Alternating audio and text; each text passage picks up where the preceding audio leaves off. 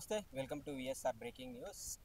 కవిత ఏదైతే రేవంత్ రెడ్డి గారి మీద ఆరోపణలు చేసిందో, హరీష్ రావు వెనకాల రేవంత్ రెడ్డి గారు ఉండి నడిపిస్తున్నారు అని చెప్పేసి ఆరోపణ చేసి దాని మీద మాట్లాడడానికి మనతోటి ఇందిరా శోభన్ కాంగ్రెస్ నాయకురాలు మనతోటి ఉన్నారు. అక్క నమస్తే. ఏదైతే ఎమ్మెల్సీ కవిత ఆరోపణ చేసిందో, హరీష్ రావు వెనకాల రేవంత్ రెడ్డి ఉండి నడిపిస్తున్నారని చెప్పేసి ఆరోపణ చేసింది, దాని మీద ఏమంటారు? ఇప్పుడు దొంగ అంటే ఏమంటారు, దొంగ దెబ్బ తీయడము, కుట్రలు చేయడము ఆ కుటుంబానికి అలవాటు. రేవంత్ రెడ్డికి అది అవసరంలా. సో ఏది కుట్రలు ఏవి చేయకుండానే తెలంగాణ సమాజంలో మీరు చేసిన తప్పులు తెలంగాణ ప్రజల ముందు పెట్టి మిమ్మల్ని ఫామ్ హౌస్కి పరిమితం చేస్తున్నారు. ఇంకా మీరు ఇప్పుడు మీ దగ్గర ఏమున్నదని మీ వెనక మేము కుట్రలు చేయాలా, మేము ఆయనకు మద్దతు తెలపాలా? నువ్వు మాట్లాడితే రేవంత్ అనే మద్దతు ఇస్తాడు, నీ బావ మాట్లాడితే రేవంత్ అనే మద్దతు ఇస్తాడు. అంటే మీకు దిక్కు లేదా, నాయకత్వం లేదని అడుగుతున్నాను మీకు. మరి 10 సంవత్సరాలు తెలంగాణ ప్రజల మీద పడి దోసుకొని దాచుకున్నారు కదా, అది కనబడలేదా అని అడుగుతున్నాను నేను. కాబట్టి ఒక ఆరోపణ చేస్తే పస ఉండాలి. ఇవాళ ఈ రాష్ట్రంలో నేను అధికారంలో ఉన్నా, ప్రతిపక్షంలో నీవు బీజేపీ ఉంది, మీ ఇద్దరు పోటీ పడుతున్నారు. సెకండ్ ప్లేస్ నేనా నువ్వు అని పోటీ పడుతున్నారు. చేస్తే గీస్తే ఆ అవసరం ఉంటే బీజేపీకి ఉంటుంది, నువ్వు చచ్చిపోతే బీజేపీలో ఎత్తదు కదా, కాబట్టి బీజేపీకి ఆ అవసరం ఉంటుంది. కాబట్టి కాంగ్రెస్కి ఏం అవసరము, రేవంత్ రెడ్డికి ఏం అవసరము, మా అమ్మ మీద ఎందుకు మీరు బట్టగాల్చి మీద వేస్తున్నాడు అడుగుతున్నాను నేను. చాలా చక్కగా చెప్పినాడు అన్నమన్న.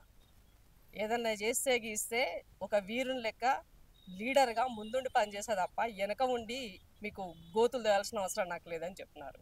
ఇంతకన్నా వేరే సమాధానం అవసరం లేదనుకుంటా వాళ్ళకి. ప్రజలే వాళ్ళని బండ కొట్టినారు, ఇంకేమున్నది. అయితే ఏదైతే సిబిఐ కేసుకి ఇచ్చారో, అది సిబిఐ కేసులో హరీష్ రావు ఇరుక్కోకుండా రేవంత్ రెడ్డి వెనకాల ఉండి నడిపిస్తున్నాడు అనేది కవిత వాదన. అంటే దాన్ని ఎట్లా చూస్తారు మీరు? ఇప్పుడు గత ప్రభుత్వంలో వాళ్ళు చేసిన ఇరిగేషన్ నిర్ణయాలన్నీ కూడా ముఖ్యమంత్రిగా కేసీఆర్ గారు ఉంటారు, తర్వాత ఇరిగేషన్ మంత్రిగా హరీష్ రావు గారు ఉంటారు, ఫినాన్స్ మినిస్టర్గా హరీష్ రావు గారు ఉంటారు, తర్వాత రెండోసారి ఇరిగేషన్ మంత్రిగా మీ నాయన ఉంటారు. కాబట్టి మిమ్మల్ని కాదని వేరే ఎక్కడైనా మాట్లాడనుకుంటుందా? కాబట్టి ఆల్రెడీ మంత్రులు ఎవరెవరు, అధికారులు ఎవరెవరు ఉన్నారో తిమింగలంతా బయటపడ్డాయి, దొరికినాయి.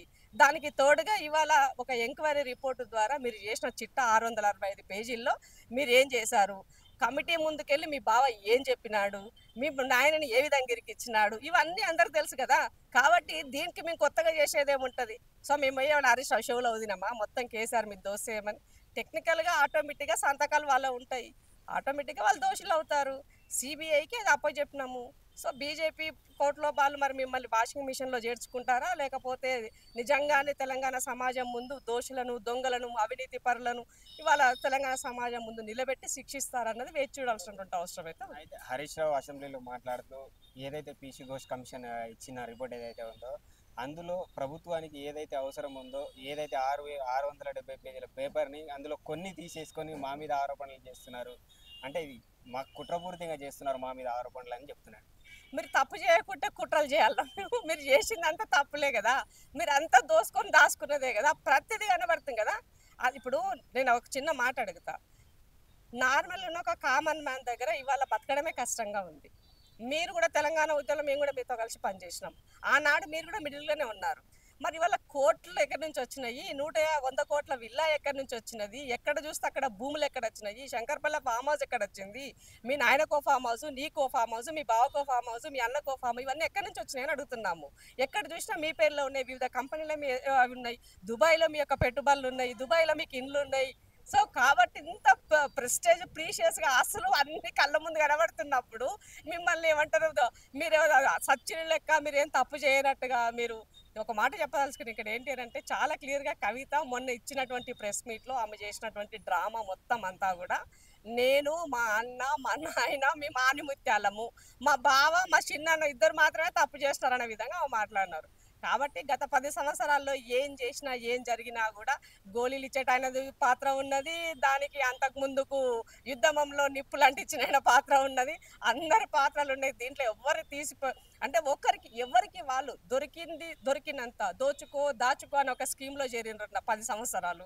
ఆ స్కీమ్ ఫుల్ఫిల్ అయిపోయింది కాబట్టి ఇవాళ పంచుకునే వాటలలో తేడాలు వచ్చినాయి. కాబట్టి నా సోదరు ఇవాళ వచ్చి మళ్ళీ అందరు ఎవరెవరు వాళ్ళు చేసే దొంగతనాలు ఒకరి మీద ఒకరు ఆరోపణలు చేసుకుంటున్నారు, ఒకరొకరు చెప్పుకుంటున్నారు. చేస్తున్నారు. కాబట్టి ఇంతకన్నా మనం ఇంకేం చెప్పక్కర్లేదు. తెలంగాణ సమాజం ముందు ప్రతిపక్షాలుగా ఆనాడు మీ మాట్లాడిన మాటలు కవిత గారు ఐఎస్ఐ మార్క్ వేసి ఇవాళ ఆ కుటుంబం అవినీతి ముద్ర చాలా స్టాంపు ఐఎస్ఐ వేసి ఇచ్చింది. కాబట్టి మనం దీని గురించి పెద్దగా వాళ్ళ గురించి చర్చించాల్సిన అవసరం లేదు.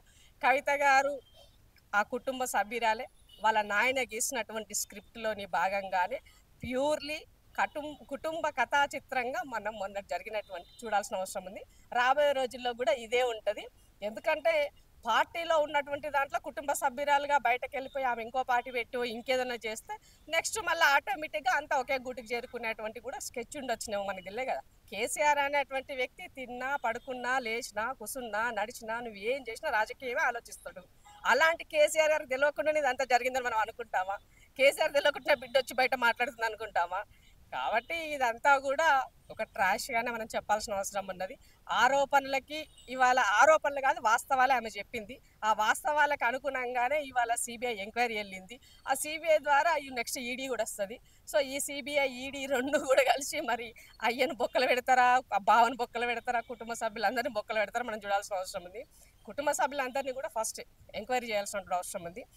Subscribe us and press the bell icon for more interesting updates.